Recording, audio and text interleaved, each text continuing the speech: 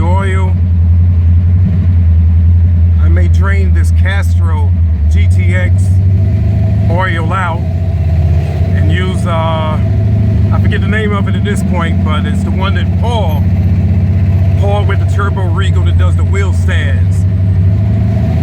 I'm gonna get that oil that he suggested, but I'm gonna turn this off soon because I don't have it taped to the windshield. I'm actually holding it.